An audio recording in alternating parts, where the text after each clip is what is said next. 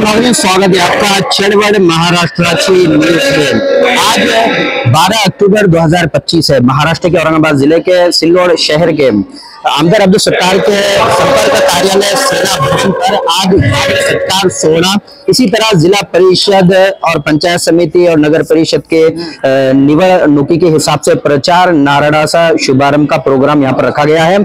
यहाँ पर दुर्गाबाई पवार मौजूद है। आइए जानते हैं कि इस मौके पर वो क्या कहना चाहते हैं। अभी प्रोग्राम शुरू नहीं हुआ है, प्रोग्राम शुरू होने जा रहा है और काफी पब्लिक अभी रास्ते से आ रही है। आइए जानते हैं दुर्गाबाई पवार का इस वक्त क्या मैसेज है जनता के लिए।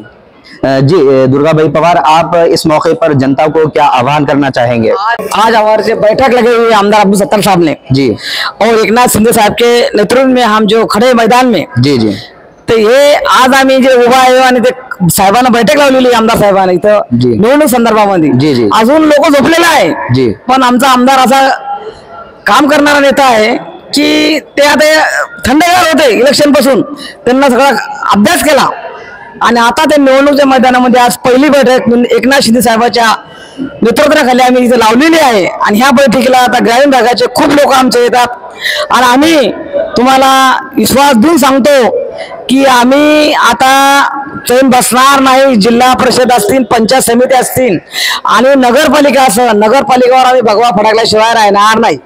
आणि भगवा फडकाचं कारण हे की आम्ही लोकांचं रात दिवस काम करतो, काम केल्यानंतर आम्हाला फळ भेटतं।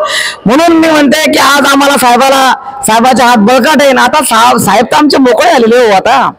आता साहेब कोणत्याही बंधन मध्ये नाही।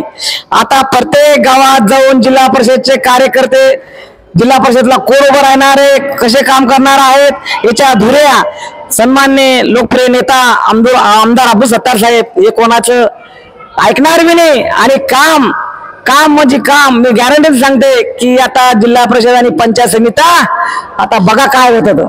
कारण सेना भवन प्रांगणात हा कार्यक्रम हो राहिला, याच्यात काय उद्देश आहे। याच्यात उद्देश असे आज आम्ही सगळ्यात पहिले प्रचाराचा नारळ फोडतोय। हो हो, आणि प्रचाराला कार्यकर्त्याला आम्ही कामाला लावतोय। हो हो, कार्यकर्त्याला कामाला लावायची साहेबाची ही भूमिका आहे की आपण गावात काय करता, कसे करणारे कामाचा आराखडा। आणि जी बैठक लावलेली आहे साहेबांना, ही बैठक आमची आता प्रचार नारळ समजून चला की आज प्रचार नारळ थोडाचं काम झालेलं आहे आमचं, असं घेऊन आम्ही कामाला लागलो।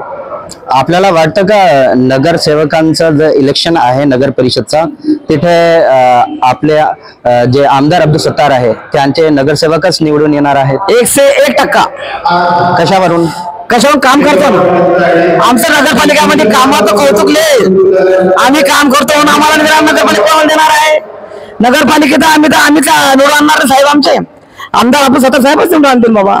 आजी तर भगवा फडकाशी राहणार नाही, तुम्हाला गॅरंटी सांगते मी।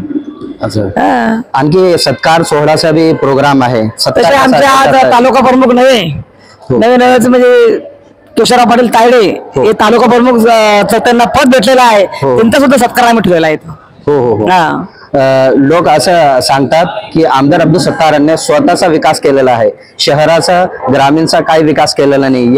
याच्यावर तुम्ही काय सांगणार। जनता सांगा ना, जनतेचा मालूम आहे काम करणारा नेता कोणता आहे म्हणून। आपली जानकारीत काय काय आहे। माझ्या जानकारीमध्ये साहेबांना एवढे कामं केलेले आहे तुम्ही सांगू शकत नाही साहेब। प्रत्येक गावात रोड, रस्ता, पाणी, सांगा ना सिल्लोड तालुक्यात पाण्याची कुठे टंचाई आली का? पिण्याचे पाणी, शुद्ध पाणी, पिण्याचं आता फिल्टर पाणी सिल्लोड शहराला भेटतंय। आणि प्रत्येक गावाच्या आजूबाजूला पाण्याचा दुष्काळ खूप साहेबांनी निवडलेला आहे। आणि अशा लोकांना निवडून देणार तर कोणाला निवडून देणार आहे मला सांगा तुम्ही। किती बी काही कोपलं तरी भगवान सिद्धाप आहेत साहेबाच्या डोक्यावर, देवाचा परमेश्वरचा आशीर्वाद आहे।